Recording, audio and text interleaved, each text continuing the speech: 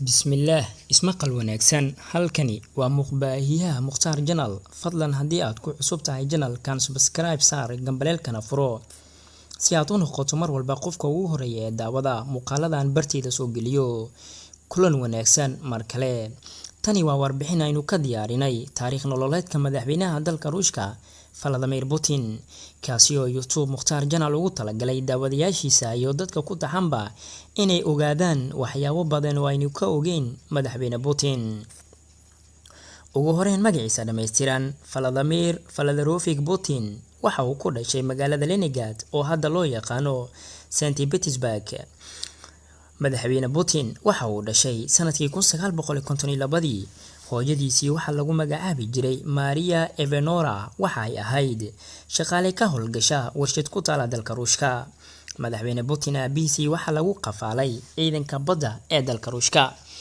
Putin yaraantiisii waxa uu ahaa diin laawe aan aaminsanayn jiritaanka Allah Vladimir Putin waxa uu sheegay inuu kaniisada u jeestay kadib markii uu galay labo shil oo waaweyn oo uu galay sanadkii 1990kii shilkan waxa uu madaxweynaha dalka Ruushka uu galay waqtiyada ayaa kala ahaa shil gaarigaasi oo ay lahayd xaaskiisa sidoo kalena shilka xilliga uu galayay oo ahaa xilli uu gubanayay mid ka mid ah guryaha uu ku sugnaa Putin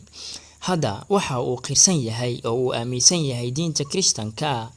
sanadkii 1970kii madaxweyne Putin waxa uu noqday arday ka tirsan jaamacadda Leningrad State taasoo uu ka baranayay kulliyadda sharciga intii uu ku guda jiray dhigashada jaamacaddaas waxa uu noqday xubin ka mid ah xisbiga Shiiciga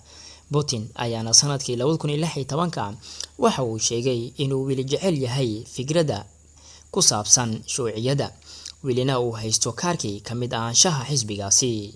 Putin ayaana ku biiray hay'adda sirdoonka ee Midowgii Sofiyeeti sanadkii 1975 taa oo magaceedii loo soo gaabiyo KGB madaxweyne Putin ayaa hadda waxa uu shaqeynayay sirdoonka KGB waxa uuna shaqeynayay muddo 15 sano waxa uuna ahaa sirdoon qaabilsan arrimaha dibadda iyadoo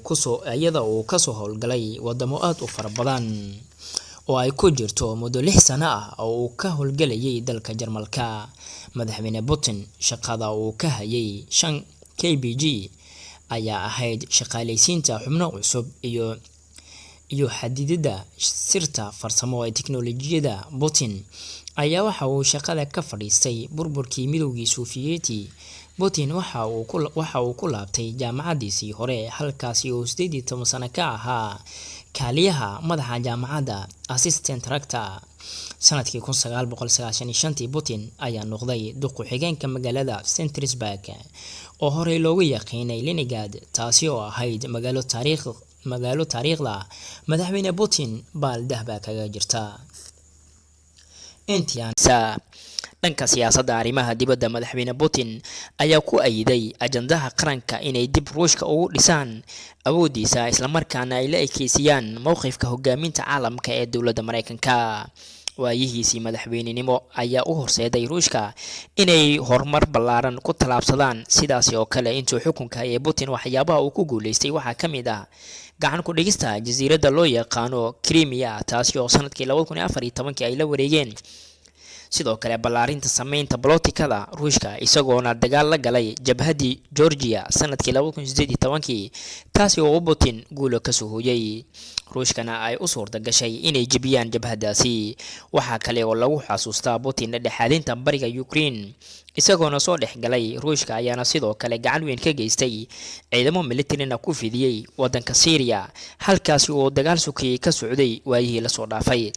Putin sidoo kale waxa uu sii xoojiyay xiriirka diblomaasiyadeed ee kala dhaxeeya wadamada kala ah Shiinaha, India, wadamada Carabta iyo Iran si uu u yareeyo saameynta Mareykanka ee qaaradda Asia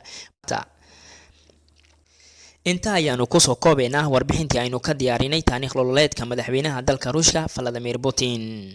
intii ugu muhiimsaneed warbixintani waxaa turjumay Mukhtaar Janaal. daawadayaashiisa ku taxana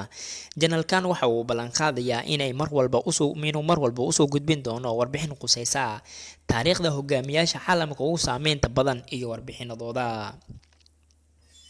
iyo sidoo kale warbixinada uu isleeyahay daawadayaashiina waa ay heli karaan. fadlan haddii aad nagu cusub tahay subscribe dhe oo nagu soo biir. haddii aad ka mid ah daawadayaashiinii horena fadlan noogu reeb commenti qeybta hoose ee commentiga. mahadsanidin daawashada warkanaga.